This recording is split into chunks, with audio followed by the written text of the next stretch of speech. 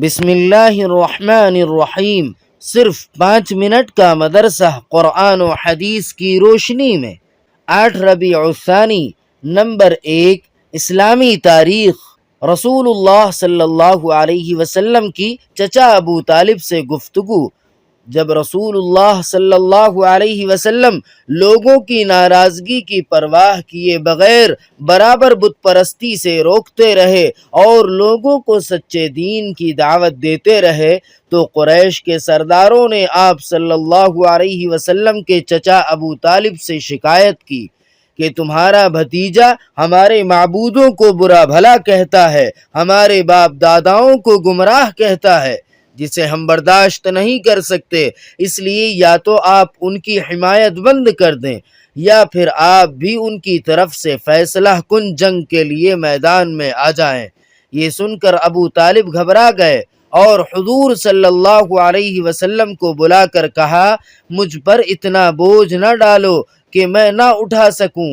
چچا کی زبان سے یہ بات سن کر آپ صلی اللہ علیہ وسلم کی آنکھوں میں آنسو بھر آئے اور آپ صلی اللہ علیہ وسلم نے فرمایا، چچا جان، اللہ کی قسم، اگر یہ لوگ میرے ایک ہاتھ میں سورج اور دوسرے ہاتھ میں چاند لا کر رکھ دیں تب بھی میں اپنے کام سے باز نہ آؤں گا۔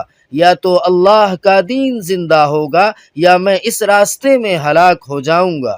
حضور صلی اللہ علیہ وسلم کی اس گفتگو کا ابو طالب پر بڑا اثر ہوا، چنانچہ انہوں نے کہا، جس طرح چاہو تبلیغ کرو، میں تمہیں کسی کے حوالے نہیں کروں گا۔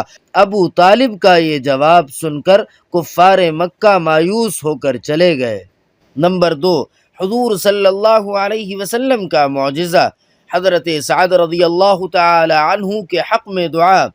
آپ صلی اللہ علیہ وسلم نے حضرت سعد رضی اللہ تعالی عنہ کے حق میں دعا فرمائی، اے اللہ، سعد کی دعائیں قبول فرما۔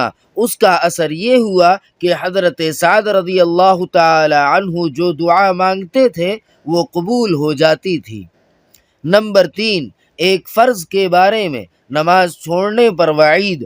رسول اللہ صلی اللہ علیہ وسلم نے فرمایا، نماز کا چھوڑنا مسلمان کو کفر و شرک تک پہنچانے والا ہے۔ نمبر 4، ایک سنت کے بارے میں، نفع نہ پہنچانے والی نماز سے پناہ مانگنا۔ حضرت انس رضی اللہ تعالی عنہ کا بیان ہے کہ رسول اللہ صلی اللہ علیہ وسلم یہ دعا فرماتے تھے، اللہم انی اعوذ بک من صلاۃ لا تنفع۔ ترجمہ، اے اللہ، میں تیری پناہ چاہتا ہوں اس نماز سے جو نفع نہ پہنچاتی ہو۔ نمبر 5، ایک اہم عمل کی فضیلت، زبان اور شرمگاہ کی حفاظت کرنا۔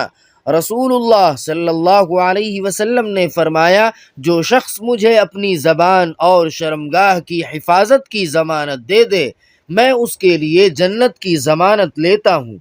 نمبر 6، ایک گناہ کے بارے میں، برائی سے نہ روکنے کا وبال۔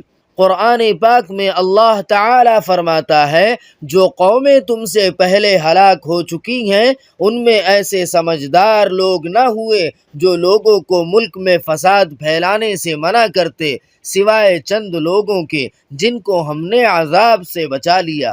خلاصہ مطلب یہ ہے کہ ہر ایک کے لیے بھلائی کا حکم اور برائی سے روکنا ضروری ہے، ورنہ عذاب میں مبتلا کر دیا جائے گا۔ نمبر 7، دنیا کے بارے میں، رزق دینے والا اللہ ہے۔ قرآن پاک میں اللہ تعالی فرماتا ہے، زمین پر چلنے والا کوئی بھی جاندار ایسا نہیں کہ جس کی روزی اللہ کے ذمے نہ ہو۔ نمبر 8، آخرت کے بارے میں، جہنمی ہتھوڑے۔ رسول اللہ صلی اللہ علیہ وسلم نے فرمایا، اگر جہنم کے لوہے کے ہتھوڑے سے پہاڑ کو مارا جائے تو وہ ریزہ ریزہ ہو جائے گا، پھر وہ پہاڑ دوبارہ اپنی اصلی حالت پر لوٹ آئے گا۔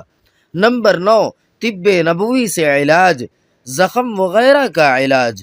حضرت عائشہ رضی اللہ تعالی عنہا فرماتی ہیں، اگر کسی کو کوئی زخم ہو جاتا یا دانہ نکل آتا تو آپ صلی اللہ علیہ وسلم اپنی شہادت کی انگلی کو تھوک کے ساتھ مٹی میں رکھ کر یہ دعا پڑھتے، بسم اللہ تربت ارضنا بریقت بعضنا یشفى به سقیمنا باذن ربنا۔